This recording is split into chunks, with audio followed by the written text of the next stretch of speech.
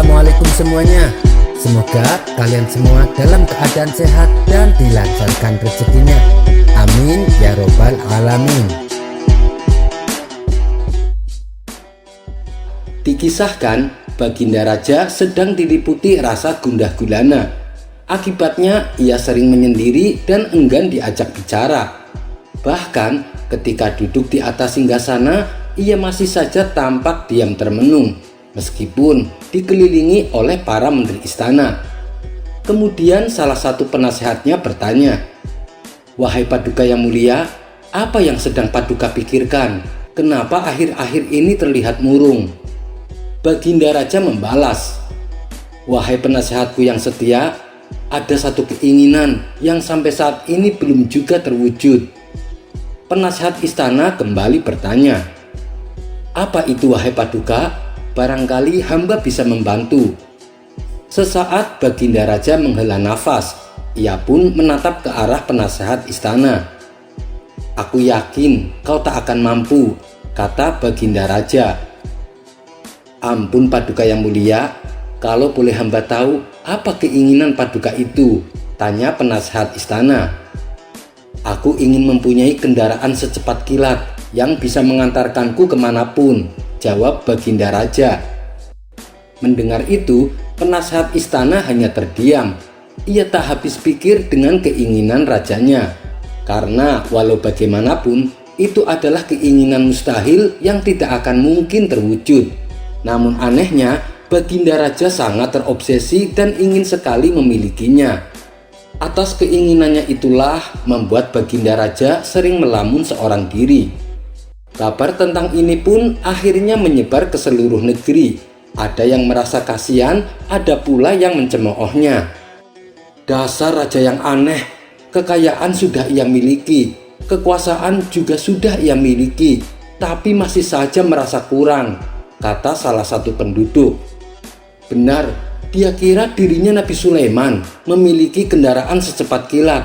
Kalau Nabi Sulaiman itu kan manusia pilihan. Jangan mimpi bisa seperti Nabi Sulaiman," timpal penduduk yang lain. Hingga pada suatu hari, datanglah penasehat istana ke rumah Abu Nawas dengan didampingi oleh beberapa menteri. Mereka meminta bantuan kepada Abu Nawas agar menyadarkan Baginda Raja. "Kalian seperti tidak tahu saja, itu kan hanya akal-akalan Baginda Raja.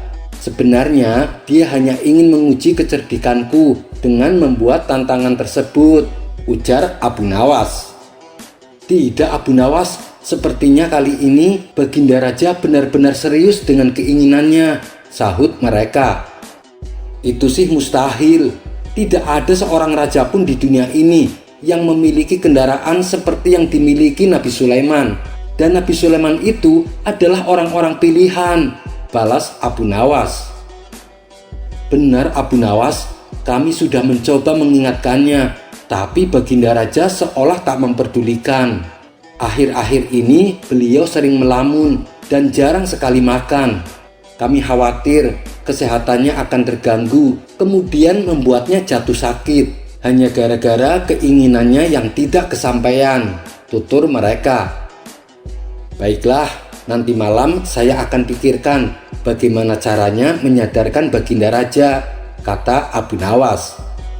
Pada keesokan harinya, Abu Nawas menyebarkan berita kepada seluruh penduduk. Ia mengaku mempunyai selembar kertas yang ajaib, di mana selembar kertas yang dimiliki bisa membawanya kemanapun ia pergi. "Ketahuilah, ini bukan kertas biasa. Kertas ini bisa menjadi kendaraan yang kecepatannya secepat kilat," kata Abu Nawas mencoba meyakinkan penduduk Baghdad. Tentu saja mereka tak percaya dengan ucapan tersebut, tapi mereka yakin bahwa di balik tingkah Abu Nawas ini ada maksud yang akan Abu Nawas pertontonkan. Mereka pun sengaja ikut menyebarkan berita tentang kertas ajaib yang dimiliki Abu Nawas. Dalam waktu beberapa hari saja, kabar tersebut langsung menyebar sampai ke pelosok negeri. Baginda Raja yang juga mendengar kabar itu merasa penasaran dan ingin melihatnya. Tanpa menunggu lama, Baginda Raja perintahkan beberapa pengawal untuk segera memanggil Abu Nawas ke istana. Singkat cerita, datanglah Abu Nawas menghadap Baginda Raja. "Wahai Abu Nawas, aku dengar kau memiliki kertas ajaib. Apakah itu benar?" tanya Baginda Raja. "Benar Paduka, tapi maaf, kertas ini tidak saya perjualbelikan, apalagi dipinjamkan kepada orang lain," jawab Abu Nawas. Baginda Raja hanya tersenyum sinis menanggapi perkataan Abu Nawas. "Tapi aku sama sekali tidak percaya. Kau kira aku raja yang bodoh?" tukas Baginda Raja. "Kenapa Paduka? Saya bisa membuktikannya. Bukankah belakangan ini Paduka ingin punya kendaraan secepat kilat? Maka kertas ini adalah jawabannya," sahut Abu Nawas. "Baik, coba kau buktikan," tantang Baginda Raja. Paduka yang mulia sepertinya meragukan kesaktian kertas ini. "Perlu Paduka ketahui, kertas ini bukan hanya bisa menjadi kendaraan secepat kilat, tapi bisa menutupi seluruh istana ini," ucap Abu Nawas. Mendengar hal itu, Baginda Raja pun tertawa mengejek. "Hanya selembar kertas kecil bisa menutupi seluruh istana ini? Apa kau sudah gila, Abu Nawas? Lihatlah, istanaku sangat besar dan tinggi," balas Baginda Raja. "Oh, Paduka ingin bukti. Sekarang akan saya buktikan," timpal Abu Nawas. Kemudian Abu Nawas menempelkan kertas tersebut tepat di wajah Baginda Raja hingga kedua matanya tertutup. "Bagaimana Paduka? Apakah Paduka melihat istana Paduka yang megah dan besar? Apakah kekayaan dan kekuasaan Paduka terlihat?" tanya Abu Nawas. Seketika Baginda Raja menepis kertas yang menutupi kedua matanya. "Tentu saja aku tidak melihatnya. Dasar orang gila," kata Baginda Raja emosi. "Tenang dulu Paduka yang mulia, jangan terbawa emosi. Anggaplah kertas ini adalah kendaraan secepat kilat yang Paduka inginkan selama ini. Dan ketika kertas ini atau keinginan Paduka yang belum terwujud menutupi mata Paduka, Paduka jadi tidak melihat segala karunia dan kenikmatan yang telah Allah berikan. Seharusnya Paduka bersyukur dengan apa yang telah Paduka miliki. Istana besar dan megah, kekayaan yang berlimpah, menjadi penguasa negeri. Kenapa Paduka masih saja merasa kurang? Jangan hanya gara-gara keinginan yang belum terwujud membuat Paduka lupa dengan segala kenikmatan yang sudah Allah berikan," tutur Abu Nawas melanjutkan. Mendengar itu, Baginda Raja pun tertunduk. Betapa ucapan Abu Nawas telah menyadarkan dirinya. Dan semenjak kejadian tersebut, Baginda Raja kembali ceria dan selalu bersyukur dengan apa yang ia miliki. Kisah selanjutnya. Kala itu, negeri Baghdad sedang dilanda musim dingin. Apalagi bila malam tiba, angin berhembus begitu kencang, sehingga hawa dingin terasa menusuk tulang. Akibatnya, suasana pada malam hari jalanan menjadi sepi tanpa ada aktivitas sama sekali. Sementara Baginda Raja yang sedang duduk di singgasananya berkata kepada Panglima prajurit, "Dalam situasi seperti ini, kamu harus tetap waspada, jangan sampai lengah. Sebab kondisi jalanan kota Baghdad sedang sepi, bisa dimanfaatkan oleh pencuri untuk melancarkan aksi jahatnya, terutama pada malam hari." Sang Panglima menjawab, "Siap Paduka yang mulia. Saat malam tiba, di setiap sudut-sudut jalan, saya sudah tugaskan beberapa prajurit untuk berjaga. Jadi masyarakat tak perlu khawatir, rumahnya akan aman dari aksi perampokan." Mendengar itu, Baginda Raja pun merasa lega. "Bagus, keamanan rakyatku harus diutamakan," tutur Baginda Raja. "Siap Paduka yang mulia, tapi saya ingin mengajukan permintaan. Ini menyangkut prajurit-prajurit yang berjaga pada malam hari. Mereka semua kedinginan saat bertugas. Saya ingin mereka diberikan baju mantel yang tebal supaya mereka bisa fokus dalam tugasnya," pinta sang Panglima. "Baiklah, kamu minta saja sama bendahara kerajaan supaya membelikan baju mantel buat mereka, balas Baginda Raja. Berbicara soal dinginnya saat malam hari, terbesit ide konyol pada diri Baginda Raja untuk menantang Abu Nawas. "Wahai pengawal, suruh Abu Nawas menghadapku sekarang," titah Baginda Raja. Beberapa pengawal istana segera berangkat menuju rumah Abu Nawas. Singkat cerita, datanglah Abu Nawas menghadap Baginda Raja. "Ampun Paduka yang mulia, ada gerangan apa Paduka memanggil hamba?" tanya Abu Nawas. "Aku ada tantangan untukmu. Kalau kamu berhasil melakukannya, kamu akan mendapatkan hadiah uang yang banyak," kata Baginda Raja. Tentu saja Abu Nawas langsung tertarik dengan tawaran Baginda Raja. "Kalau boleh tahu, tantangan apakah itu?" tanya Abu Nawas penasaran. "Tantangannya sederhana, kamu harus sanggup bermalam di puncak gunung. Tapi ada syaratnya Abu Nawas, kamu tidak boleh mengenakan baju sehelai pun," sahut Baginda Raja. Sejenak Abu Nawas terdiam. Jangankan di puncak gunung, di luar rumah saja cuacanya sangat dingin, pikir Abu Nawas. Tapi karena ia sedang sangat membutuhkan uang, tawaran tersebut diterimanya. "Baiklah Paduka, saya bersedia. Silahkan Paduka tentukan kapan waktunya," ucap Abu Nawas. "Nanti malam Abu Nawas," balas Baginda Raja. Saat menjelang malam tiba, Abu Nawas dikawal oleh beberapa prajurit berjalan menuju puncak gunung. Para prajurit ini bertugas melucuti semua pakaian Abu Nawas dan mengawasinya agar jangan sampai Abu Nawas menyalakan api untuk menghangatkan tubuhnya. Sementara para prajurit yang mendampingi Abu Nawas memakai baju mantel tebal supaya tidak kedinginan. Saat menjalankan tantangannya, Abu Nawas menghabiskan malamnya dengan begadang tanpa tidur sedikit pun. Sebab rasa dingin yang ia rasakan sangat luar biasa, sampai darah dalam nadinya terasa membeku. Wajahnya pun kini mulai pucat menahan dinginnya malam. Abu Nawas sempat akan menyerah, tapi segera ia tepis keinginan tersebut demi hadiah uang yang akan ia dapatkan. Akhirnya waktu pun sudah menunjukkan pagi. Itu berarti tantangan Abu Nawas sudah selesai dijalani. Betapa gembiranya hati Abu Nawas karena berhasil menjalankan tantangan tersebut. Kemudian Abu Nawas dan para prajurit balik ke istana untuk menghadap Baginda Raja. Baginda Raja menjadi heran, Abu Nawas bisa bertahan dan berhasil menjalankan tantangannya. "Hebat kau Abu Nawas, apa yang kau rasakan tadi malam?" tanya Baginda Raja. Abu Nawas pun menceritakan hal mengerikan yang menimpa dirinya. "Saya hampir mati kedinginan Paduka," jelas Abu Nawas. "Apakah di malam itu kau tidak melihat cahaya api dari jauh maupun dekat?" tanya Baginda Raja kembali. "Tentu saja saya melihatnya Paduka. Saya melihat ada cahaya obor api remang-remang dari salah satu rumah perkampungan yang berada di bawah kaki gunung," jawab Abu Nawas. Mendengar itu Baginda Raja tertawa.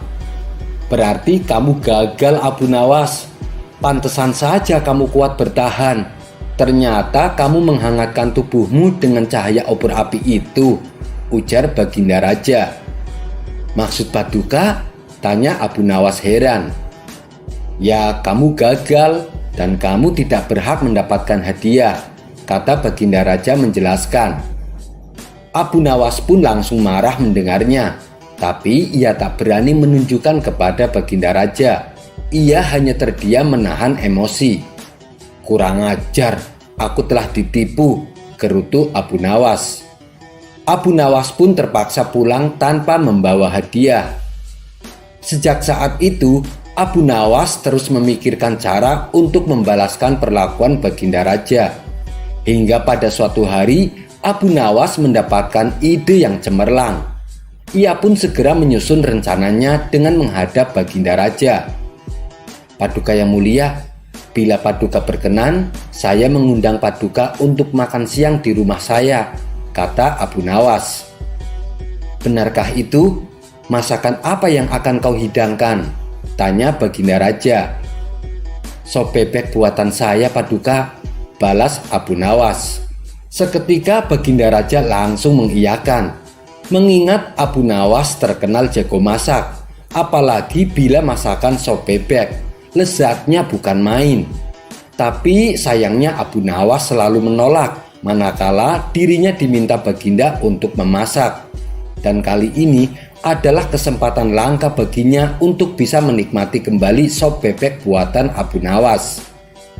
"Baiklah Abu Nawas, ayo kita ke rumahmu sekarang," titah Baginda Raja. Sesampainya mereka di rumah Abu Nawas, di halaman rumahnya sudah disediakan meja makan dan kursi. Baginda Raja pun duduk di situ bersama Abu Nawas. Sembari menunggu waktu makan siang, Abu Nawas menceritakan beberapa kisah jenakanya yang membuat Baginda Raja tertawa. "Paduka yang mulia, ini sudah waktunya makan siang. Saya mau ke belakang dulu untuk memasak," ucap Abu Nawas. Tidak lama kemudian, Abu Nawas kembali menemui Baginda Raja. "Mana makanannya Abu Nawas?" tanya Baginda Raja. "Belum matang Paduka, tunggulah beberapa saat," jawab Abu Nawas. Mereka berdua pun kembali ngobrol. Sesekali Abu Nawas masuk ke belakang untuk menengok masakan yang dibuatnya. Namun sampai waktu menjelang sore, masakan tersebut masih belum juga matang. Baginda Raja pun mulai tak kuasa menahan rasa laparnya. "Kenapa lama sekali Abu Nawas? Aku sudah tidak kuat menahan laparku," ucap Baginda Raja. "Sabar Paduka, mungkin sebentar lagi juga matang," balas Abu Nawas. "Kamu dari tadi bilang seperti itu, tapi sampai sekarang belum juga matang," ujar Baginda Raja mulai emosi. Karena tak kuasa menahan rasa lapar, akhirnya Baginda Raja masuk ke belakang melihat masakan sop bebek yang sedang dibuat. Betapa terkejutnya Baginda Raja. Ia melihat panci sop bebek digantung yang jaraknya 1 meter di atas tungku api. "Apa-apaan ini Abu Nawas? Kamu mau mempermainkan saya ya?" bentak Baginda Raja. "Memangnya kenapa Paduka? Bukankah saya sudah memasaknya dengan benar?" jawab Abu Nawas pura-pura tidak tahu. "Mana mungkin sop bebeknya bisa matang? Tungku apinya saja jauh dari panci," balas Baginda Raja. "Apakah Paduka lupa? Dulu waktu saya ditantang bermalam di puncak gunung, saya dinyatakan gagal. Karena menurut Paduka, saya menghangatkan diri dengan cahaya obor api milik warga yang ada di bawah kaki gunung. Kalau menurut Paduka jarak sejauh itu saja bisa menghangatkan badan, apalagi api yang hanya berjarak 1 meter. Makanya saya memasak sop bebek dengan cara seperti itu. Saya yakin Paduka pasti percaya, suatu saat pasti sop bebeknya akan matang," kata Abu Nawas menjelaskan. Mendengar itu, Baginda Raja yang tadinya emosi menjadi tertawa. "Cara kamu membalasnya memang cerdik Abu Nawas," puji Baginda Raja. Kemudian untuk menebus kesalahannya, Baginda Raja memberikan hadiah uang kepada Abu Nawas atas keberhasilannya sewaktu bermalam di puncak gunung. Kisah selanjutnya. Suatu ketika ada seorang ahli yoga mengajak seorang pendeta bersekongkol akan menggoyahkan iman Abu Nawas. Setelah mereka bersepakat, mereka berangkat menuju rumah Abu Nawas. Setibanya di rumah Abu Nawas, mereka melihat Abu Nawas sedang melakukan sholat duha. Setelah dipersilahkan masuk oleh istri Abu Nawas, mereka masuk dan menunggu Abu Nawas sambil berbincang-bincang santai. Sesudah melakukan sholat, Abu Nawas menyambut mereka. Abu Nawas dan para tamunya berbincang-bincang sejenak. "Kedatangan kami ke sini sebenarnya ingin mengajak engkau melakukan pengembaraan suci. Kalau engkau tidak keberatan, bergabunglah bersama kami," ajak ahli yoga. "Wah, dengan senang hati. Kapan waktunya?" tanya Abu Nawas polos. "Besok pagi," kata si pendeta. "Baiklah, kalau begitu kita bertemu besok pagi," kata Abu Nawas menyanggupi. Keesokan harinya mereka berangkat bersama. Abu Nawas mengenakan jubah seorang sufi. Ahli yoga dan pendeta memakai seragam keagamaan mereka masing-masing. Karena tidak membawa bekal, di tengah-tengah perjalanan mereka merasa lapar. "Hai Abu Nawas, bagaimana kalau engkau saja yang mengumpulkan derma untuk membeli makanan bagi kami bertiga? Karena kami akan mengadakan kebaktian," kata si pendeta. Tanpa banyak bicara, Abu Nawas berangkat mencari dan mengumpulkan derma dari satu desa ke desa lain. Setelah derma terkumpul, Abu Nawas langsung membelikan makanan yang cukup untuk 3 porsi orang. Akhirnya Abu Nawas kembali ke pendeta dan ahli yoga dengan membawa makanan. Karena sudah tak sanggup menahan rasa lapar, Abu Nawas berkata, "Mari segera kita bagi makanan ini sekarang juga." "Jangan sekarang, kami sedang berpuasa," kata ahli yoga. "Tetapi aku hanya menginginkan bagianku saja, sedangkan bagian kalian terserah kalian mau dimakan kapan saja," pinta Abu Nawas. "Aku tidak setuju, kita harus selalu bersama dalam berbuat apapun," kata si pendeta. "Betul, aku pun tidak setuju, karena waktu makanku besok pagi, bukan sekarang. Besok pagi aku baru akan berbuka," kata ahli yoga. "Bukankah aku yang engkau suruh untuk mencari derma, dan derma itu sekarang telah kutukar dengan makanan ini? Sekarang kalian tidak mengizinkan aku mengambil bagianku sendiri, itu tidak masuk akal," kata Abu Nawas mulai merasa jengkel. Saat pendeta dan ahli yoga tetap bersikeras tidak mengizinkan Abu Nawas mengambil bagiannya, kali ini Abu Nawas benar-benar merasa jengkel dan marah. Akan tetapi Abu Nawas tidak memperlihatkan sedikitpun kejengkelan dan kemarahannya. "Bagaimana kalau kita mengadakan perjanjian saja?" kata pendeta kepada Abu Nawas. "Perjanjian apa?" tanya Abu Nawas. "Kita adakan lomba. Siapa di antara kita bermimpi paling indah, maka ia akan mendapatkan bagian yang terbanyak. Yang kedua lebih sedikit, dan yang terburuk akan mendapatkan paling sedikit," pendeta itu menjelaskan kepada Abu Nawas. Abu Nawas setuju, ia tidak memberikan komentar apa-apa. Tak terasa hari sudah semakin malam. Pendeta dan ahli yoga mengantuk dan tidur. Abu Nawas saat itu tidak bisa tidur, ia hanya berpura-pura tidur. Setelah merasa yakin kalau kawan-kawannya sudah terlelap, Abu Nawas menghampiri makanan itu. Tanpa berpikir 2 kali, Abu Nawas langsung memakan habis makanan itu, hingga tidak tersisa sedikit pun. Setelah merasa kenyang, Abu Nawas baru bisa tidur. Di pagi harinya mereka bangun secara bersamaan. Ahli yoga dengan wajah berseri-seri bercerita, "Tadi malam aku bermimpi memasuki sebuah taman yang mirip sekali dengan surga. Aku merasakan kenikmatan yang belum pernah kurasakan sebelumnya dalam hidup ini." Pendeta mengatakan bahwa mimpi ahli yoga benar-benar menakjubkan. Lalu giliran pendeta menceritakan mimpinya semalam. "Aku seolah-olah menembus ruang dan waktu, dan ternyata memang benar. Aku secara tidak sengaja berhasil menyusup ke masa silam di mana pendiri agamaku masih hidup. Aku bertemu dengan beliau dan yang paling membahagiakan adalah aku diberkatinya." Ahli yoga juga memuji-muji kehebatan mimpi pendeta. Namun Abu Nawas hanya diam. Ia tampaknya memang tidak tertarik sedikit pun. Karena Abu Nawas belum juga menceritakan mimpinya, pendeta dan ahli yoga mulai tidak sabar untuk menanyakan mimpi Abu Nawas. Lalu Abu Nawas pun bercerita, "Kalian tentu tahu siapa Nabi Daud alaihissalam. Beliau adalah seorang nabi yang ahli berpuasa. Tadi malam aku bermimpi berbincang-bincang dengan beliau. Beliau bertanya, apakah aku berpuasa atau tidak. Aku katakan, aku berpuasa karena aku memang tidak makan sejak dini hari. Kemudian beliau menyuruhku segera berbuka karena hari sudah malam. Tentu saja aku tidak berani mengabaikan perintah beliau. Aku segera bangun dari tidur dan langsung menghabiskan makanan itu," jelas Abu Nawas tanpa ada perasaan bersalah sedikit pun. Sambil menahan rasa lapar yang menyayat-nyayat perut pendeta dan ahli yoga itu, mereka hanya bisa saling berpandangan satu sama lain. Dengan demikian, kejengkelan Abu Nawas terobati.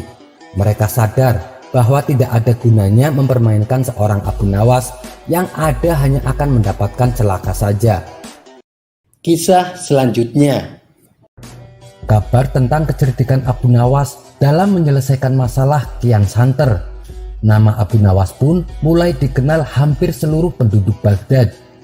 Meskipun cara menyelesaikannya sangat unik dan tak lazim, tapi selalu memberikan keputusan yang adil.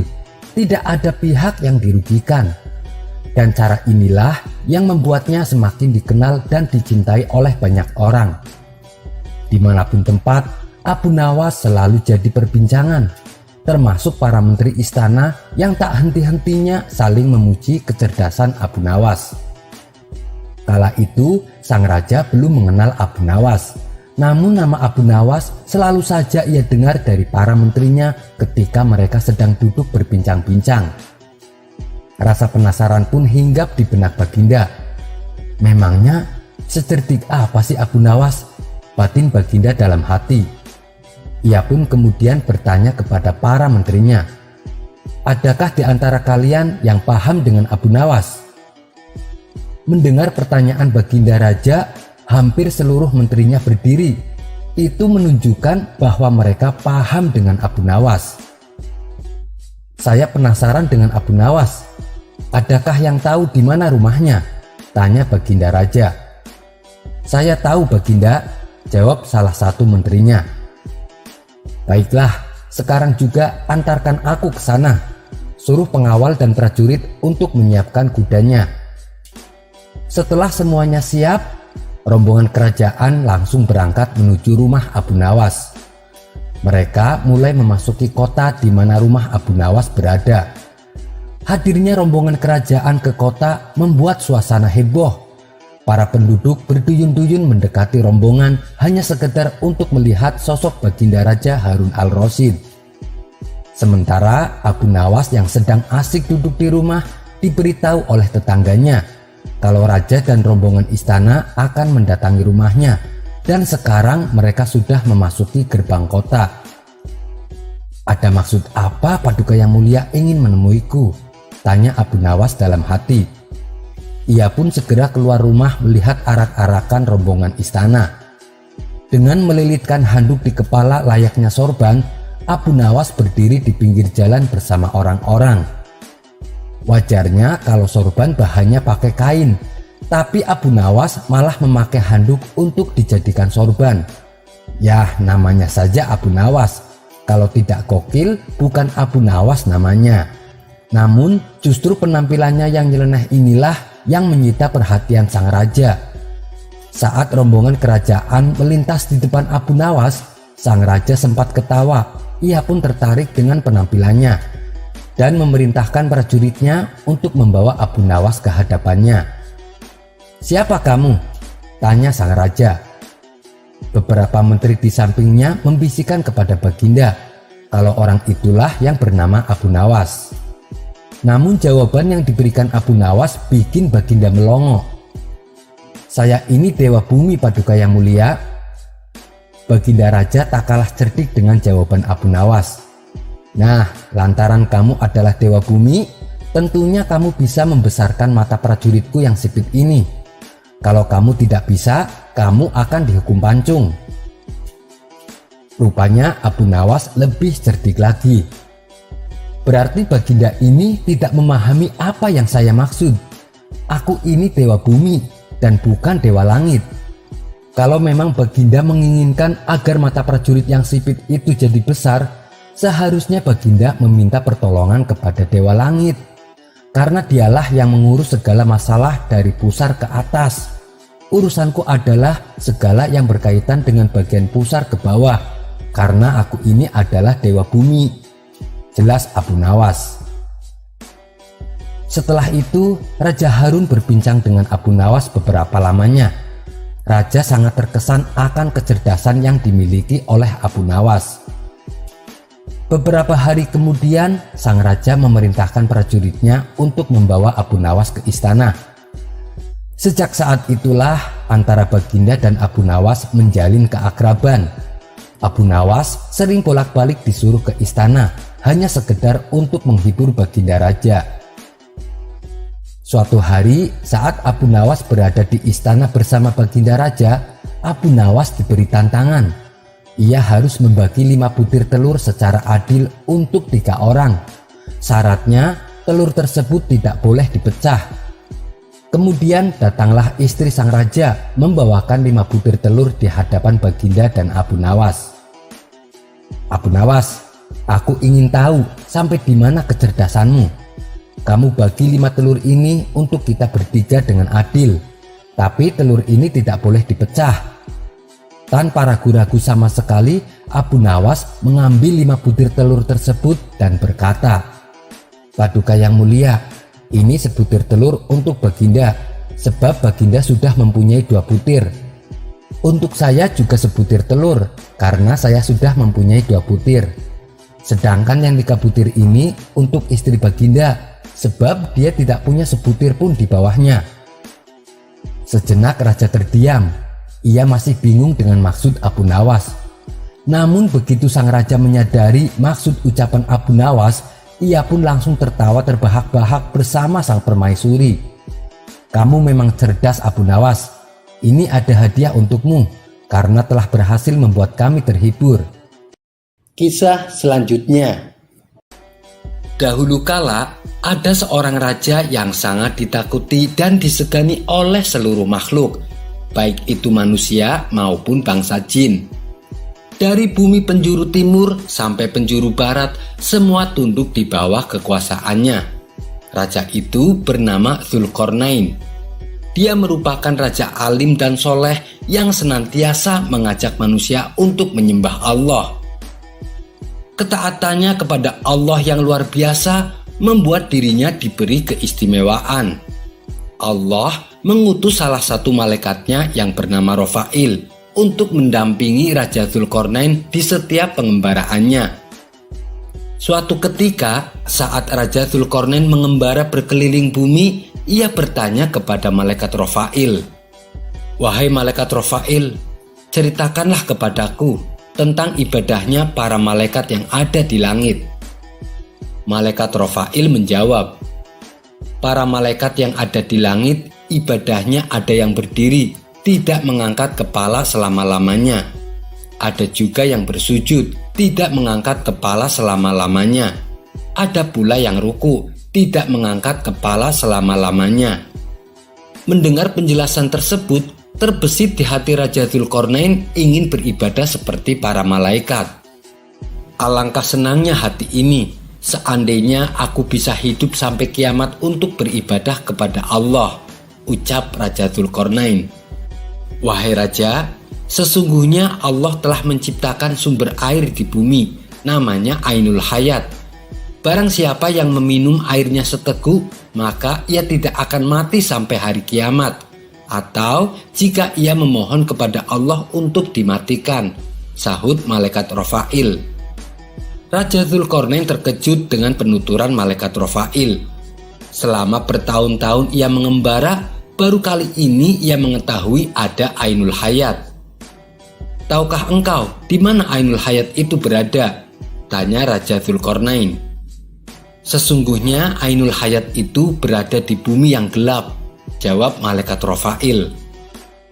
Setelah Raja Dzulqarnain mendapat kabar tentang Ainul Hayat, maka Raja segera mengundang para alim ulama untuk berkumpul di istananya.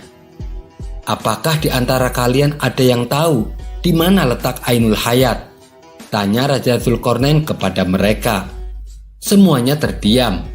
Lalu salah satu dari mereka menjawab, "Kami tidak tahu Baginda, hanya Allah lah yang tahu." Suasana pun mendadak jadi hening. Tidak berapa lama kemudian, di luar dugaan ada salah seorang ulama yang mampu menjawab, meski tidak sedetail letaknya. "Saya pernah membaca di dalam wasiat Nabi Adam. Beliau berkata bahwa sesungguhnya Allah meletakkan Ainul Hayat itu di bumi yang gelap," kata ulama tersebut. "Di manakah bumi yang gelap itu?" tanya raja kembali. Tempatnya berada di arah matahari terbit, jawab sang ulama. Kemudian Raja Dzulqarnain menyuruh para pengawalnya supaya menyiapkan segala keperluan untuk mencari keberadaan Ainul Hayat. Penasehat kerajaan menyarankan agar mengendarai kuda betina yang masih perawan, sebab kuda tersebut sangat tajam penglihatannya di tempat gelap. Akhirnya raja mengumpulkan 1.000 kuda betina yang masih perawan, dan ia mengajak 6.000 pasukan terlatih yang pandai serta ahli dalam mencambuk. Di antara para pasukan itu ada seorang perdana menteri yang ikut. Dia adalah Balya bin Malkan. Setelah dirasa semua cukup dan siap, maka berangkatlah Raja Dzulqarnain bersama rombongan. Mereka pergi menuju di mana arah matahari terbit. Perjalanan yang mereka tempuh memakan waktu selama 12 tahun. Hingga akhirnya sampailah mereka di tempat bumi yang gelap. Gelapnya bukanlah seperti di waktu malam hari, melainkan gelap karena ada kepulan seperti asap hitam, di mana asap hitam tersebut memenuhi semua ruang bumi. Raja Dzulqarnain sudah tak sabar lagi ingin memasuki tempat gelap itu. Namun salah seorang penasehat mencegahnya. Wahai Baginda, sesungguhnya raja-raja terdahulu tidak ada yang berani masuk ke tempat gelap ini karena sangat berbahaya, kata sang penasehat memberitahu. Kita sudah sampai ke tempat ini dan kita harus memasukinya, tidak boleh tidak, sanggah sang raja. Karena raja bersikeras hendak masuk, maka tak ada seorang pun yang berani melarangnya. Separuh pasukan ikut saya masuk ke dalam, dan separuhnya lagi tunggulah di sini. Kalau dalam waktu 12 tahun saya dan pasukan yang ikut tidak kembali, pulanglah kalian, kembalilah ke negeri kalian masing-masing. Tapi jika aku bisa kembali dalam masa itu, maka kedatanganku terhadap kalian termasuk baik, kata sang raja memberi perintah. Lalu sang raja mendekat malaikat Rofail selaku pendamping setianya. Bila kita melewati tempat gelap ini, apakah kita masih dapat melihat kawan-kawan kita? Tanya sang raja kepada malaikat Rofail. Tidak bisa wahai raja, jawab malaikat Rofail. Tapi aku akan memberi saran. Tiap ekor kuda supaya kakinya diikat lonceng kecil. Jadi bila di antara pasukan ada yang terpisah, ia bisa bergabung kembali dengan mendekati arah suara lonceng kaki kuda. Jelas malaikat Rofail lebih lanjut. Demikianlah akhirnya Raja Dzulqarnain dan sebagian pasukan masuk ke dalam bagian bumi yang gelap. Balya bin Malkan ikut serta mendampingi sang raja. Selama 18 hari lamanya, mereka tidak pernah melihat matahari dan bulan, tidak pernah melihat malam maupun siang. Di saat itulah Allah memberi wahyu kepada Balya bin Malkan.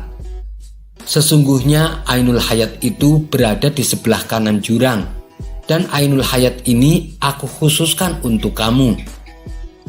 Setelah mendapat wahyu tersebut, Balya bin Malkan berseru kepada sahabatnya, berhentilah kalian di tempat kalian masing-masing, dan janganlah kalian meninggalkan tempat kalian sebelum aku datang kepada kalian.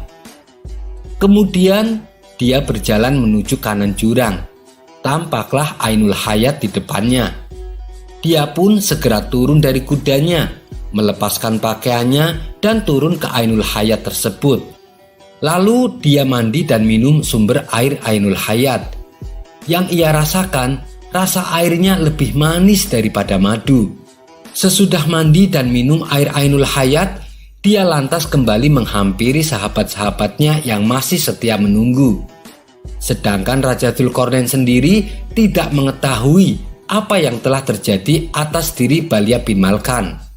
Padahal yang menginginkan air Ainul Hayat adalah Raja Dzulqarnain. Akan tetapi Allah lebih memilih Balya bin Malkan untuk ditakdirkan mendapat air Ainul Hayat. Ia pun akhirnya menjadi manusia yang hidup abadi sampai kiamat. Allah juga memberi banyak keistimewaan padanya. Di antaranya adalah dimanapun dia menetap di suatu tempat, maka semua pohon yang tadinya layu ataupun tempat yang tadinya kering dan gersang tiba-tiba langsung berubah menjadi hijau dan subur. Oleh sebab itulah Balya bin Malkan dijuluki Khidir. Dan sampai sekarang umat muslim lebih mengenal beliau dengan sebutan Nabi Khidir. Tentang usia Nabi Khidir yang sampai kiamat masih menjadi perbedaan pendapat antar ulama. Ada yang membenarkan, ada pula yang tidak. Ibnu Ishaq di dalam karyanya yang bertajuk Al-Mubtada hanya menyebutkan bahwa Nabi Khidir memang berumur panjang, tetapi tidak disebutkan angka pastinya. Terlepas dari itu semua, di kisah ini semoga bisa menambah pengetahuan kita akan sejarah Nabi Khidir. Kisah ini diriwayatkan oleh As-Sa'labi dari Imam Ali radhiyallahu anhu. Kisah selanjutnya. Yang namanya hidup bertetangga, pastilah ada tetangga yang suka dengan kita, ada pula yang tidak. Begitu juga dengan yang dialami Abu Nawas. Meskipun dikenal suka menolong, tapi ada saja tetangga yang tidak suka. Sebut saja namanya Abu Jahil. Entah kenapa, ia sangat membenci Abu Nawas. Si Abu Jahil ini selalu mencari celah untuk memfitnah Abu Nawas, akan tetapi usahanya selalu gagal. Tentu saja, hal ini membuat Abu Jahil semakin benci kepada Abu Nawas. Hingga pada suatu ketika, Abu Jahil ini mempunyai rencana yang licik. Ia akan menjebak Abu Nawas supaya namanya menjadi buruk di mata masyarakat. Pada esok harinya, Abu Jahil mulai mengatur strategi. Ia pergi ke pasar untuk membeli sandal, di mana sandal yang ia beli sama persis dengan kepunyaan Abu Nawas. Abu Jahil juga membayar orang suruhan untuk mengambil keledainya sendiri pada malam hari. Setelah malam tiba, Abu Jahil mulai menjalankan aksinya. Ia sengaja menaruh keledainya di depan rumah. Dan ia juga menaruh sandal yang sama persis dengan sandal Abu Nawas di halaman rumahnya. Tidak lama kemudian, datanglah orang bayaran Abu Jahil untuk mengambil keledai di depan rumahnya. Setelah orang bayarannya sudah benar-benar menghilang, Abu Jahil mendadak berteriak, "Maling! Maling! Keledai saya dicuri maling!" Teriak Abu Jahil pura-pura berlagak panik. Sontak teriakan Abu Jahil ini mengundang perhatian para tetangganya. Mereka lalu berduyun-duyun mendatangi rumah Abu Jahil. "Ada apa Abu Jahil?" tanya salah satu tetangganya. "Keledai saya dicuri maling, tapi malingnya sempat saya pergoki," jawab Abu Jahil. "Kamu berhasil mengenali wajahnya Abu Jahil?" tanya tetangga yang lain. "Enggak sih, karena waktu saya pergoki, malingnya langsung panik dan lari terpirit-pirit sampai ia meninggalkan sandalnya," kata Abu Jahil sambil menunjukkan sandal di halamannya. "Loh, ini kok seperti sandal Abu Nawas? Tapi masa iya sih Abu Nawas mencuri keledaimu?" ujar tetangganya tak percaya. "Yah, namanya orang lagi khilaf, apapun pasti dilakukannya. Apalagi sekarang Abu Nawas sudah lama tidak diberi hadiah baginda raja. Pastinya dia tidak punya uang lagi untuk beli makanan," ucap Abu Jahil memprovokasi. Akibat hasutan Abu Jahil ini, para warga mulai tersulut emosinya. Abu Nawas yang sedang asik tidur di rumahnya langsung dipaksa dan diarak warga menuju istana. "Ada apa ini? Apa yang kalian lakukan?" tanya Abu Nawas bingung. "Sudah, kamu diam saja. Kamu harus mempertanggungjawabkan perbuatanmu," bentak Abu Jahil. Dalam hati, Abu Jahil berkata, "Kali ini aku berhasil menjebakmu Abu Nawas." Ia pun tersenyum jahat kepada Abu Nawas. Setibanya di istana, baginda raja kaget ada rombongan warga datang ke istana. Terlebih lagi, di situ ada Abu Nawas dengan kondisi tangan terikat. "Ada apa ini? Kenapa malam-malam datang kemari?" tanya baginda raja. "Ampun Paduka yang mulia, saya mau melaporkan keledai saya dicuri Abu Nawas," jawab Abu Jahil. Abu Nawas yang mendengar pengaduan Abu Jahil hanya terdiam. Ia menunggu saat yang tepat untuk membongkar kedok Abu Jahil. "Memangnya kamu punya buktinya, Abu Jahil? Apakah keledaimu ada di rumah Abu Nawas?" tanya Baginda Raja. "Keledainya memang tidak ada di rumah Abu Nawas. Bisa saja dia menaruhnya di tempat lain, Paduka Yang Mulia. Tapi saya punya bukti yang lain." Baginda Raja kembali bertanya, "Coba tunjukkan bukti yang kamu punya." Abu Jahil lalu menunjukkan sandal yang mirip dengan sandal Abu Nawas. "Ini buktinya, Paduka Yang Mulia. Waktu saya pergoki, Abu Nawas lari terbirit-birit sampai meninggalkan sandalnya di halaman rumah saya," tutur Abu Jahil. "Apa benar itu sandal kamu, Abu Nawas?" tanya Baginda Raja kepada Abu Nawas. "Bukan, Baginda, tapi sandal itu emang mirip dengan sandal saya," jawab Abu Nawas. "Kamu jangan mencoba mengelak, Abu Nawas. Jelas-jelas itu sandal kamu," bentak Abu Jahil. Sudah, berikan sandal itu padaku," pinta Baginda Raja kepada Abu Jahil. Setelah Abu Jahil memberikan sandalnya, Baginda Raja lalu memanggil Abu Nawas. "Abu Nawas, kemarilah.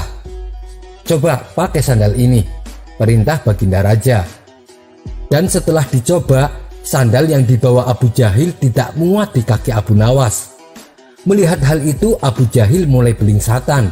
Mukanya pucat dan keringat dingin mulai keluar dari tubuhnya. "Ini jelas-jelas bukan sandal Abu Nawas. Kamu jangan menuduh orang sembarangan. Atau jangan-jangan kamu ingin memfitnah Abu Nawas?" bentak Baginda Raja geram kepada Abu Jahil. Dengan mulut terbata-bata, Abu Jahil menjawab, "Maaf, Paduka Yang Mulia, saya kira itu sandalnya Abu Nawas." Ternyata Abu Jahil salah perhitungan. Saat ia membeli sandal yang mirip dengan sandal Abu Nawas, Abu Jahil tidak mencocokkan dengan ukuran kakinya Abu Nawas. Di saat Abu Jahil mulai terbongkar rencana busuknya, Abu Nawas langsung melancarkan aksinya. "Begini, Paduka Yang Mulia, sebenarnya Abu Jahil sudah berulang kali dia mencoba berbuat jahat, tapi rencananya selalu bisa saya gagalkan," tutur Abu Nawas. Perkataan Abu Nawas ini juga dibenarkan oleh warganya.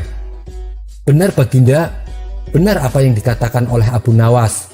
Dan kami sungguh sangat menyesal dan kecewa karena kali ini kami termakan hasutan Abu Jahil.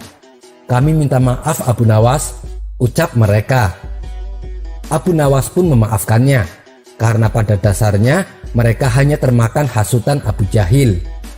Sementara Abu Jahil langsung dimasukkan ke dalam penjara atas perbuatan yang dilakukannya. Kisah selanjutnya. Pada suatu hari, Baginda Raja dan para menteri tampak sedang berkumpul di istana. Mereka membicarakan ingin kembali menguji kecerdasan Abu Nawas. "Paduka Yang Mulia, untuk menghadapi Abu Nawas, sebaiknya kita minta bantuan seorang ulama yang ilmunya lebih tinggi dan cerdas," saran salah satu menteri. "Dulu saya pernah melakukannya, tapi ternyata tebakan dari sang ulama dengan mudah dijawab Abu Nawas," balas Baginda Raja. "Begini, Paduka, saya punya kenalan ulama dari negeri seberang. Beliau lebih cerdas dan berilmu tinggi. Saya kira dia bisa mengalahkan Abu Nawas," timpal sang menteri. "Baiklah, hadapkan segera ulama itu ke istana," perintah Baginda Raja. Esok harinya, sang menteri mengajak ulama tersebut datang ke istana menghadap Baginda Raja. "Wahai Tuan Syekh, saya membutuhkan bantuan Anda. Apakah Anda bisa membantuku?" kata Baginda Raja. "Siap, Paduka Yang Mulia. Kiranya bantuan apakah yang bisa hamba berikan?" tanya sang ulama. "Adakah kamu punya pertanyaan sulit yang jawabannya tidak mudah ditebak?" kata Baginda Raja. "Oh itu, saya punya tebakan yang sampai saat ini belum ada yang bisa menjawabnya. Maukah Padukaku beritahu?" balas sang ulama. "Iya, beritahu saya, apa tebakannya?" sahut Baginda Raja. apa yang lebih jahat dari setan? Kata sang ulama. Bukankah setan adalah makhluk yang paling jahat? Tapi kenapa kau bilang ada yang lebih jahat? Tanya Baginda Raja heran. Katanya Paduka butuh tebakan. Jawab saja Paduka. Kalau bisa berarti Paduka seorang yang pandai, ujar sang ulama.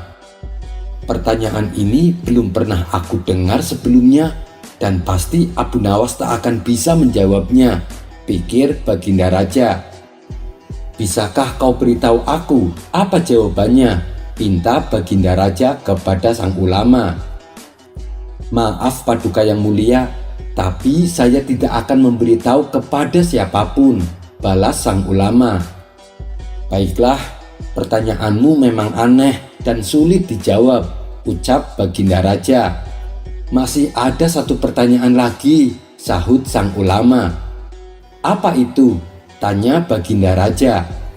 Perkara apa yang orang miskin punya dan dibutuhkan oleh orang kaya? Kata sang ulama memberitahu. Sejenak Baginda Raja terdiam. Namun setelah sekian lama berpikir, ia tak kunjung menemukan jawaban. Kalau pertanyaannya dibalik, tentu akan mudah dijawab. Perkara apa yang orang kaya punya dan dibutuhkan orang miskin? Tentulah jawabannya harta. Tapi ini malah sebaliknya. Ini yang membuat saya menjadi pusing, ujar Baginda Raja. Namanya saja tebakan Paduka, tentu penuh dengan teka-teki, timpal sang ulama. Kedua pertanyaanmu memang bagus dan tepat sekali untuk menantang Abu Nawas, puji Baginda Raja. Maka pada keesokan harinya dipanggillah Abu Nawas menghadap Baginda Raja. Ketika Abu Nawas tiba di istana, Baginda Raja berkata, Abu Nawas, aku punya pertanyaan untukmu. Jika kamu menjawab dengan benar, kamu akan mendapatkan hadiah. Tetapi jika kamu salah, kamu akan dihukum. Apakah kamu berani menerima tantangan ini? Tanya Baginda Raja. Abu Nawas yang kala itu sedang membutuhkan uang langsung mengiyakan tantangan tersebut. Saya siap Paduka. Apa pertanyaannya? Sahut Abu Nawas. Apa yang lebih jahat dari setan? Tanya Baginda Raja. Yang lebih jahat dari setan adalah kedengkian kita, jawab Abu Nawas. Mendengar hal itu, Baginda Raja tercengang dengan jawaban Abu Nawas. Sementara sang ulama memuji akan kecerdasan Abu Nawas. Baiklah Abu Nawas, sekarang pertanyaan kedua. Apa yang dipunyai oleh orang miskin tapi dibutuhkan oleh orang kaya?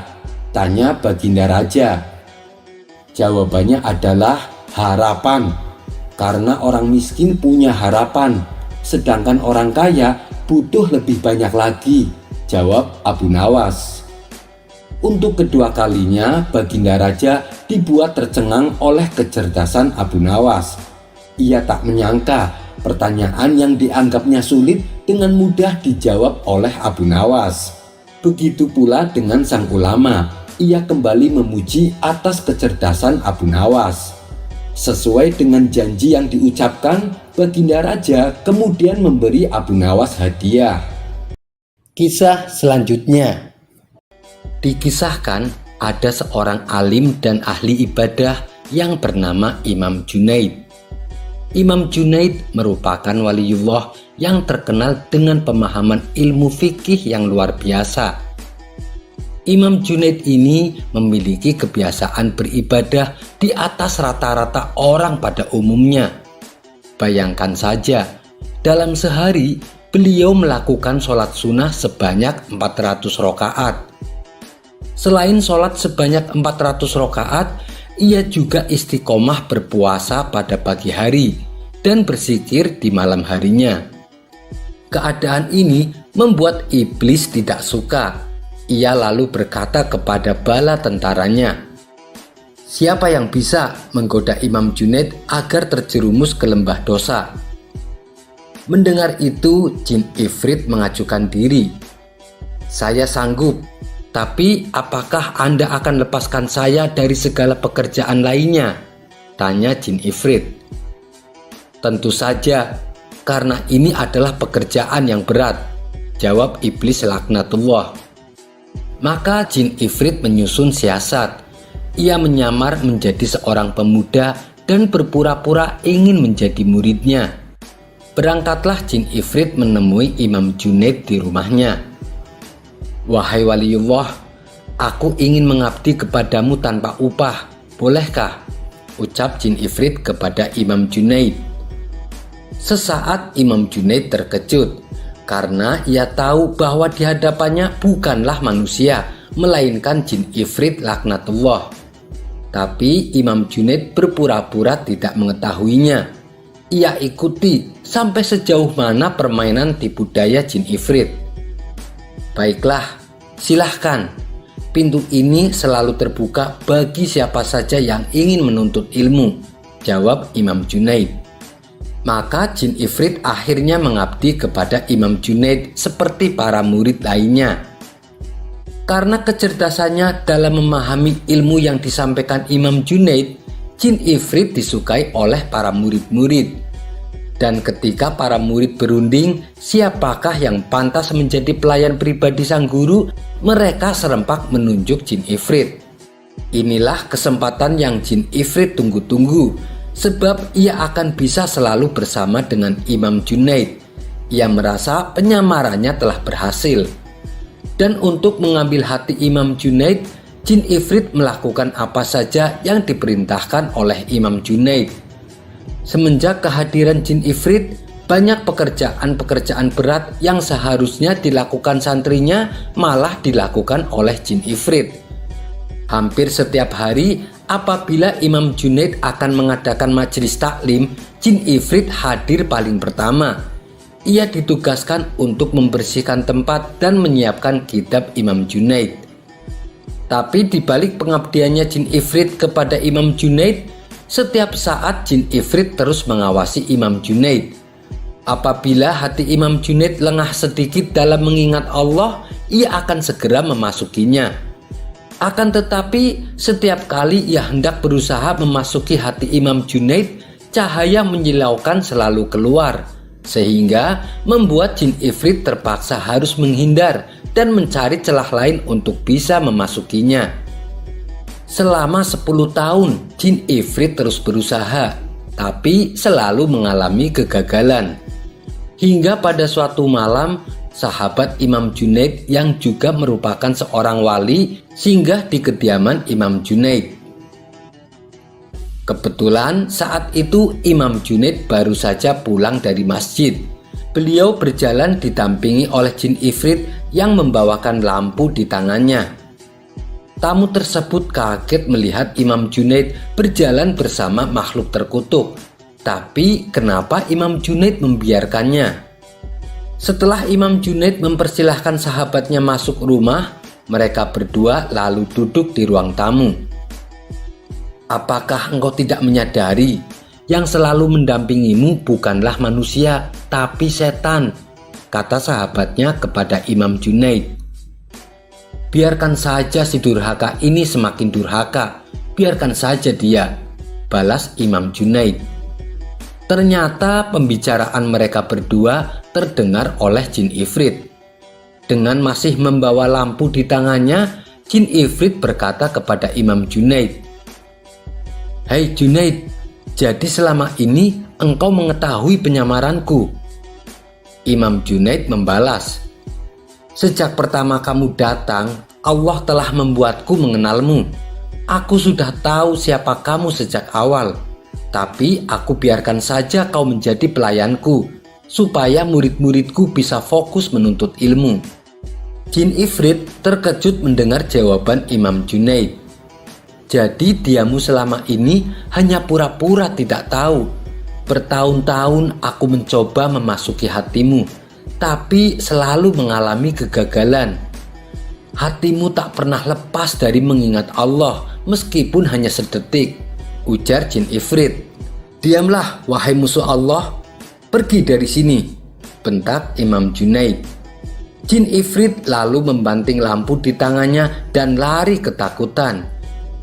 Kisah ini terdapat dalam biografi Syekh Imam Junaid Al-Baghdadi, seorang waliullah yang sangat masyhur. Kisah selanjutnya. Dikisahkan Baginda Raja memiliki seorang menteri kepercayaan yang senantiasa mendampingi dirinya. Menteri itu bernama Abu Jahil. Namun kepercayaan yang diberikan Baginda Raja sering dimanfaatkan oleh Abu Jahil untuk memperkaya diri. Terkadang ia sering meminta upeti kepada rakyat dengan mengatasnamakan Baginda Raja. Hal ini tentu saja membuat Abu Nawas geram. Tapi Abu Nawas tidak berani mengadukan masalah ini kepada Baginda Raja. Sebab dengan kedudukan yang dimiliki Abu Jahil, ia bisa saja memutarbalikkan fakta dan menuduh Abu Nawaslah pelakunya. Seiring berjalannya waktu, sang penasehat istana meninggal dunia. Baginda Raja sangat kehilangan dan belum bisa menemukan penggantinya. Jadi untuk sementara waktu, jabatan penasehat istana masih kosong, belum ada yang mendudukinya. Kesempatan ini segera dimanfaatkan oleh Abu Jahil. Ia ingin sekali menduduki jabatan tersebut. Dengan begitu, ia bisa lebih leluasa untuk mempengaruhi Baginda Raja. Segala cara ia lakukan. Di depan Baginda Raja, ia terus mencari muka agar dirinya terpilih sebagai penasehat istana. Tapi sayangnya, ambisi Abu Jahil ini harus kandas di tengah jalan. Karena tidak berapa lama, Baginda Raja justru memilih Abu Nawas untuk jadi penasehat istana.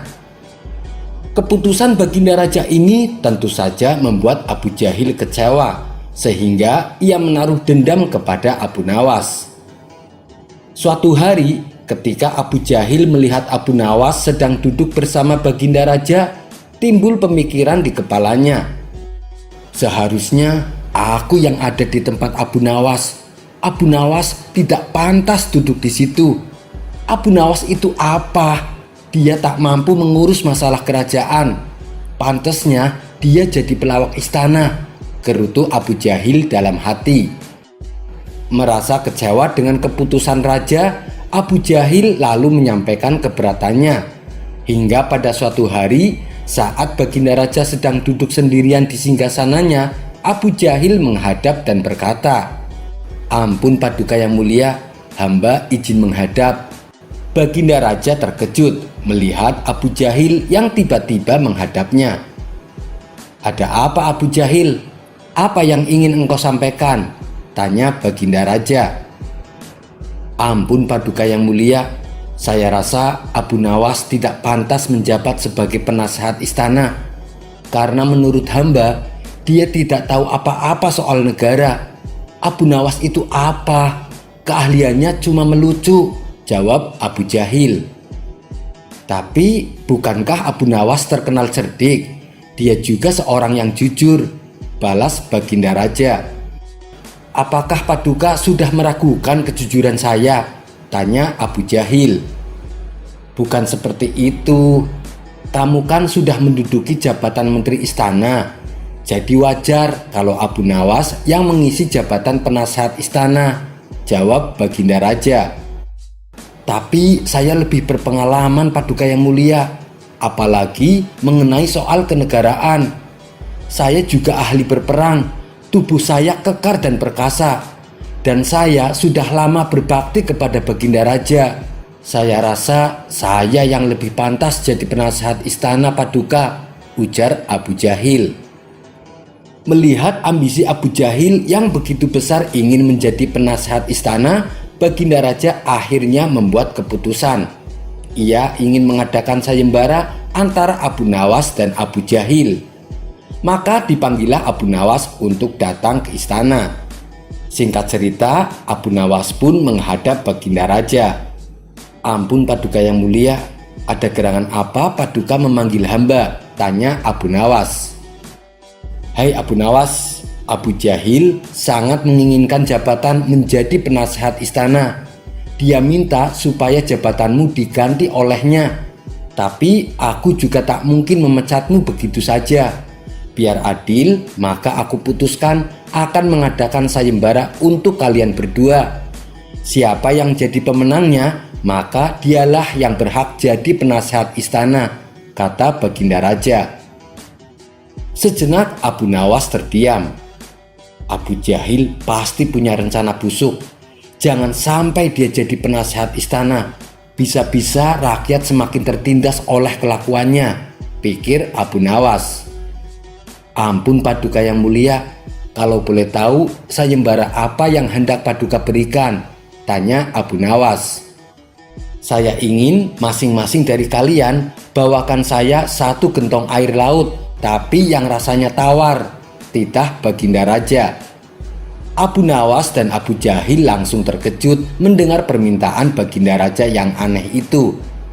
Sekarang pulanglah kalian berdua, dan besok kembali ke sini dengan membawa air laut yang rasanya tawar, kata Baginda Raja melanjutkan. Sesampainya di rumah, Abu Nawas terus memikirkan dan mencari tahu keberadaan laut yang airnya tawar. Mana ada air laut yang rasanya tawar? Orang secerdik apapun tak akan bisa melakukannya, pikir Abu Nawas. Sementara itu, Abu Jahil mulai berbuat curang. Ia memasukkan air sumur ke dalam gentong untuk dibawanya ke istana. Baginda Raja pasti percaya meskipun aku berkata bohong, karena aku tahu aku adalah menterinya yang paling dipercaya, kata Abu Jahil dalam hati. Keesokan harinya, Abu Nawas dan Abu Jahil datang ke istana dengan membawa gentongnya masing-masing. Bagaimana? Apakah kalian sudah mendapatkan airnya? Tanya Baginda Raja. Sudah Paduka yang mulia, jawab Abu Jahil dan Abu Nawas serempak. Kemudian Abu Jahil maju ke depan menyerahkan gentongnya. Ini Paduka, air laut permintaan Paduka, ucap Abu Jahil. Baginda Raja lalu mencicipi air yang dibawa oleh Abu Jahil. Bagus Abu Jahil, air ini rasanya tawar. Tapi benarkah ini berasal dari laut? Tanya Baginda Raja. Benar sekali Paduka, saya sengaja mengambilnya dari laut yang tidak diketahui oleh banyak orang, jawab Abu Jahil penuh percaya diri. Sekarang tibalah giliran Abu Nawas menyerahkan gentong miliknya. Dan ketika Baginda Raja mencicipi air yang ada di gentong Abu Nawas, ia pun langsung berkata, "Hei Abu Nawas, kenapa rasanya masih asin dan getir? Yang saya minta air laut yang rasanya tawar," tanya Baginda Raja kepada Abu Nawas. Ampun Paduka yang mulia, tapi memang begitulah rasa air laut, balas Abu Nawas. Baiklah, karena lomba ini dimenangkan Abu Jahil, tentu dia yang akan menjadi penasehat istana, tutur Baginda Raja. Mendengar itu, Abu Jahil sangat kegirangan. Ia sudah tak sabar ingin menduduki jabatan tersebut. Ternyata sangat mudah mengelabui Baginda Raja, pikir Abu Jahil. Tapi tiba-tiba Baginda Raja kembali berkata, "Hai Abu Jahil, di mana kamu menemukan laut yang airnya tawar? Antarkan aku ke sana sekarang. Aku ingin mandi di sana," titah Baginda Raja. Seketika wajah Abu Jahil menjadi pucat, tubuhnya lemas dan gemetaran. "Anu Paduka yang mulia, saya kenapa? Kalau kamu tidak bisa membuktikannya, berarti kamu berani membohongi saya," balas Baginda Raja. "Ampun Paduka yang mulia, air yang saya bawa memang bukan air laut, tapi air dari sumur," kata Abu Jahil ketakutan. "Kamu lancang Abu Jahil, kamu kira saya anak kecil yang mudah dikelabui? Karena kamu telah berani berbohong, maka sebagai hukumannya kamu bukan hanya gagal jadi penasehat istana, tapi kamu juga akan saya pecat jadi menteri. Dan kamu harus menjalani hukuman penjara," bentak Baginda Raja. Kemudian Baginda Raja memerintahkan beberapa pengawal untuk menangkap Abu Jahil dan memasukkannya ke dalam penjara. Kini tinggallah Abu Nawas di hadapan Baginda Raja.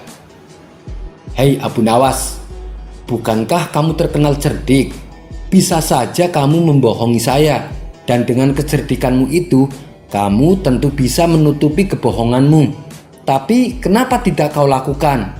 Tanya Baginda Raja. Ampun Paduka yang mulia, saya memang cerdik, tapi saya bukan pembohong. Secerdik apapun manusia, tidak akan ada yang bisa merubah rasa air laut menjadi tawar, balas Abu Nawas. Kamu benar Abu Nawas, itulah orang yang saya cari untuk menduduki jabatan sebagai penasehat istana. Cerdik dan jujur, kata Baginda Raja tersenyum puas. Kisah selanjutnya. Beberapa hari belakangan ini, Baginda Raja bingung mencari cara yang jitu untuk menjebak Abu Nawas. Sampai-sampai Baginda meminta bantuan para penasehat istana supaya dicarikan solusi yang tepat. Namun sayang beribu sayang, saran-saran jebakan yang mereka berikan tidak ada yang sulit. Jangankan Abu Nawas, Baginda Raja sendiri bisa dengan mudah mengatasinya. Tidak berapa lama datanglah pelayan kerajaan membawakan hidangan untuk Baginda Raja. Hei pelayan, apakah kamu punya ide sebuah jebakan yang sulit diatasi? Tanya Baginda Raja. Kalau kamu punya ide yang bagus, maka akan saya kasih hadiah. Mendapat iming-iming hadiah yang menggiurkan, si pelayan lantas berpikir membuat jebakan yang tepat. Tak lama kemudian si pelayan berkata, "Saya ada ide bagus Baginda yang mulia." "Apa itu? Segera beritahu aku," balas Baginda Raja. Si pelayan lalu membisikkan kepada Baginda Raja tentang ide jebakannya. Baginda Raja tampak setuju dengan usulan si pelayan istana.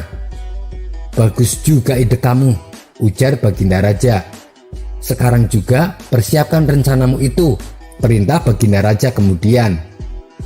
Sementara si pelayan menyiapkan rencana jebakannya, Baginda Raja lalu memerintahkan beberapa prajurit untuk memanggil Abu Nawas. Singkat cerita, sampailah Abu Nawas di istana dan menghadap Baginda Raja. "Ampun Paduka yang mulia, ada gerangan apa? Kenapa tiba-tiba Baginda memanggil hamba?" tanya Abu Nawas. Baginda Raja pun menjawab, "Tidak ada apa-apa Abu Nawas, saya hanya ingin mengajakmu makan." "Ayo silahkan duduk Abu Nawas," ucap Baginda Raja sambil mempersilahkan Abu Nawas duduk. Lalu datanglah pelayan istana menyiapkan hidangan ayam panggang dan beberapa hidangan lezat lainnya. Kemudian Baginda Raja dan Abu Nawas duduk bersama di meja makan yang penuh dengan hidangan lezat. "Kebetulan sekali Baginda, dari pagi saya belum makan," kata Abu Nawas cengengesan. Mencium aroma ayam panggang di depannya yang begitu menggugah selera makan, Abu Nawas buru-buru mengambilnya. Namun saat hendak memakan ayam tersebut, tiba-tiba Baginda Raja mencegahnya. "Tunggu dulu Abu Nawas.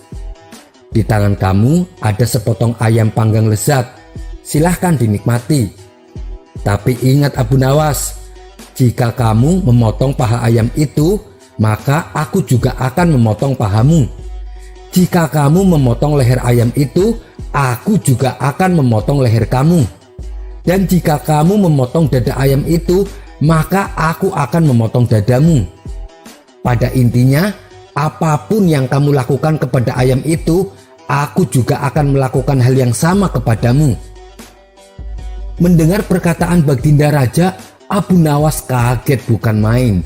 Ia hanya terdiam sambil memegang ayam panggang di tangannya. "Hei Abu Nawas, kenapa kamu diam saja?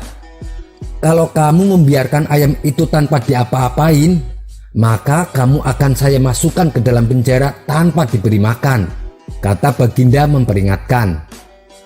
Suasana pun menjadi tegang. Abu Nawas semakin dibuatnya menjadi serba salah. Dimakan bahaya, tidak dimakan masuk penjara. Yah, namanya saja Abu Nawas. Dalam keadaan apapun, dia pasti bisa lepas dari jebakan sang raja. Ia pun lalu mendekatkan ayam panggang di mulutnya.